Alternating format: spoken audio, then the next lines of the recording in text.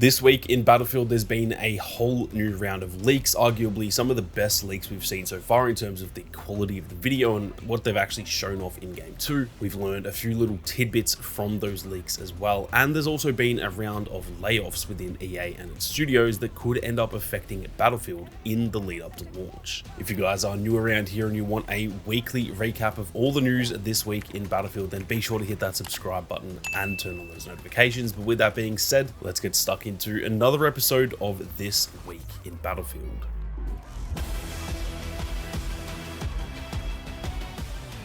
Now, before we get stuck into it, I have to apologize for the lack of content over the last few weeks. If you watched my previous video, you would have seen that I mentioned I was actually headed to Japan. I was in Japan for about a week there for Star Wars Celebration. So if any of you guys are Star Wars fans, be sure to go and check out the Star Wars channel. I've covered all of that stuff over on that channel. But being away, it obviously meant I couldn't really cover anything on this channel. And then even when I got back, I was actually sick. You can probably even still hear it a little bit in my voice. I'm still sort of under the weather just because of how chaotic that week was. So like I said, apologies for the lack of content, but I am finally back now, and hopefully we'll be back into the weekly updates. Now, like I said, there's been a fair bit going on since the last video that I did. There was actually a couple of things while I was going through. None of them were really that big, so it's not that big of an issue, but the developers actually did talk a little bit about destruction and stuff like that. I'm not going to cover that because it's like 2 or 3 weeks old at this point, but it's fair to say we missed a little bit while I was gone. But luckily I got back right in time for some of the biggest leaks we've seen so far. So obviously there has been another round of the Battlefield Labs playtest. I think this is the 3rd one. It could be the 4th, but I'm fairly sure this is the 3rd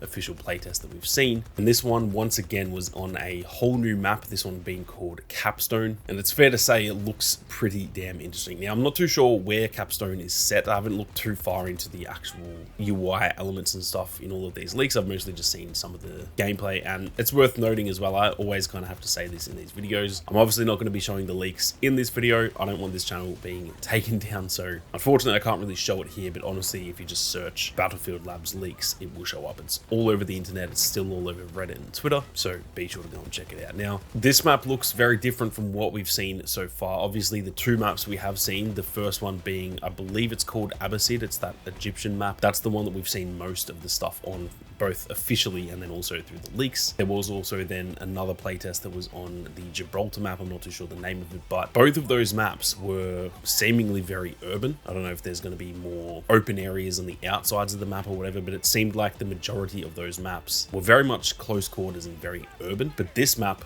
looks almost entirely the opposite of that, being pretty much entirely outside from the gameplay that I've seen anyway. Now, straight off the bat, that gives me Monte Grappa vibes from Battlefield 1 if you guys played that game, which ironically, that is one of my favorite maps in that game. And yeah, as soon as I watched this gameplay, that is the vibe that I got from it. It obviously looks nothing alike in terms of the visual side of the map. Monte Grappa is like beautiful hillside that's all green and stuff, and this one is honestly just like dirt. So visually it looks nothing like that, but in terms of the play style and I guess the overall layout of the map, it does look like it is going to be that type of map, especially because it is mostly outside, like I said. Now, the reason I say it gives me Monte Grappa vibes is that one side of the map seems to be sort of up on a hill, while the other side of the map is down a little bit in a valley. And from what I could tell from seeing the like overheads of the map, it doesn't look like that's one team starting up on the hill and the other team starting down the bottom. It seems like you kind of start on each side of it,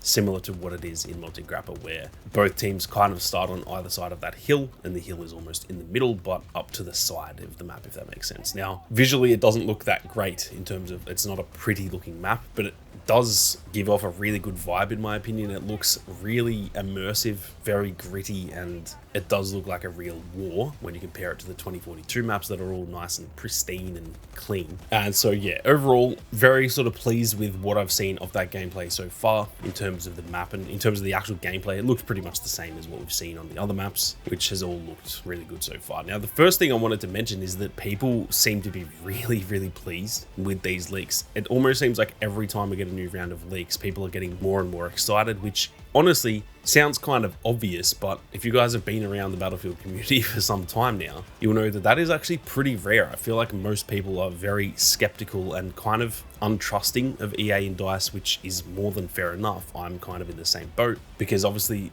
it's kind of been like nearly 10 years since we've had a good Battlefield game. Battlefield 5 wasn't quite where we wanted it to be. 2042 very much in the same boat, and so Battlefield 1 is really the last one that I think hit well for people, and that was 2016, nearly 10 years ago. So usually the Battlefield community is very skeptical and more negative towards these things, which, like I said, is kind of fair enough, but most of what I've seen is people being like, damn, this actually looks really good. And to me, that's really exciting. I think that's a good sign that they're obviously doing something right. If people are actually kind of going against what they would normally be thinking and thinking, damn, this actually looks all right. A lot of people are very pleased with the atmosphere more than anything else. Obviously, the gameplay is always good in Battlefield, maybe not 2042 as much, albeit I thought the gunplay was good, but I think the gameplay of Battlefield, whether the game is good or bad, has generally been pretty good. That's not what we're really worried about. It's more the atmosphere, the feeling of the game, the setting, and those sorts of things. And that's kind of the biggest praise that I've seen so far from these leaks, is that people are really, really pleased with that atmosphere, the sound design, the look of the maps and stuff like that. Now, from what I can tell, this is also the first map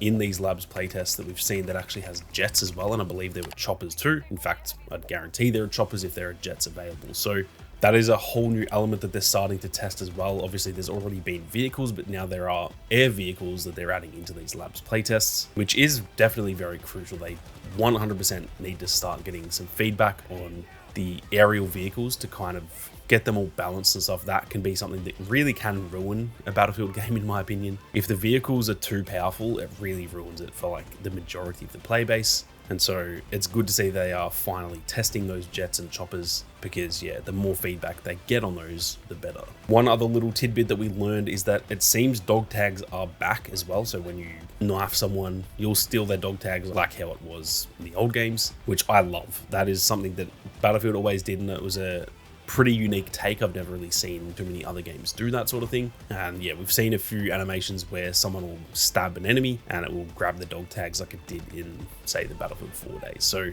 overall, from all the leaks, it all looks really promising. There's really nothing I've seen that has been alarming. Obviously, there are definitely some bugs and stuff in the playtests, but that is to be expected, especially this far out from launch. I still have to assume it's launching late in this year. And so now that we're in May, we're still probably at least like, I don't know, 6 months away or something like that. So I think I'm going to be fairly lenient on the bugs. Hopefully they can just sort of get them sorted before launch, because we all know that EA games, specifically DICE games, generally launch buggy as hell. And hopefully this labs playtesting can sort of help them get rid of that stuff. Now, the last thing that I wanted to quickly touch on as well is that EA has had some layoffs over the last few days that have resulted in a few incubation projects being cancelled. So these are games that weren't officially announced or anything like that. They've been reported on, essentially like rumored and leaked. So nothing is confirmed, but these are apparently the Titanfall extraction shooter that was going to be happening. A lot of people thought it was going to be Titanfall 3, but apparently this was set in the Titanfall universe, but it was an extraction shooter. Now, I don't know if they've cancelled that because of all the marathon stuff recently, where that's had a lot of hate because it doesn't really look that good. And also then just over this last couple of days, Arc Raiders, from ironically a lot of former DICE developers over at Embark Studios, that has been in, I believe, like an early beta. It looks really, really good. A lot of people are singing praises for it, and that is another extraction shooter. So I don't know if they've just cancelled that because it's like, all right, there's too much competition here. Marathon is getting a lot of hate because it's not really doing much different from the other games. So we're just going to cancel this. I'm not too sure if that's why, but it seems as though that is what's been cancelled, as well as potentially something else as well, because they kind of said incubation projects, not project. There were some rumors it was another Star Wars game that's been cancelled. I don't know how true that is, because they did already cancel the Respawn shooter that was coming out probably next year or even potentially this year. But regardless, there's been some layoffs, and some of those projects that were very much in their early days have been cancelled, which is a very bad thing for EA, and more so for the developers who have obviously lost their jobs. That's just a terrible thing that continuously happens in this industry. It is such a shame to see. I absolutely hate every time there's these layoffs. It's literally just not good for anyone. It's not good for us as players. It's not good for the studios, because they're most likely going to make worse games with less people working on them. And most importantly, it sucks for the people who lose their jobs. So it's definitely a bad situation that's happened over there at EA. I believe this is not the first layoffs they've had. They had some last year, I think. And yeah, apparently around another 100 people have been laid off, unfortunately. Now, while this is a bad thing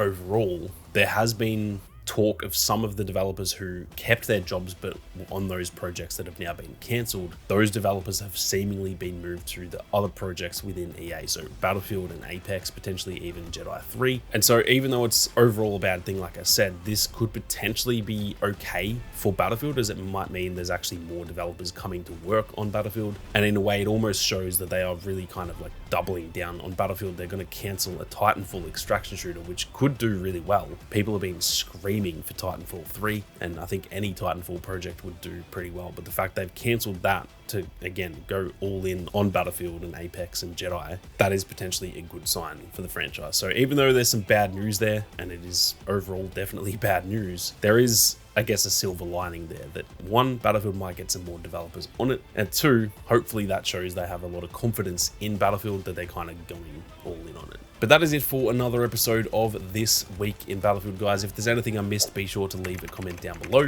and hopefully if there is some more news, I'll be back next week with another episode. But that is going to do it for this one. Thank you all very much for watching. You guys have a great day, and I'll see you all out there on the battlefield.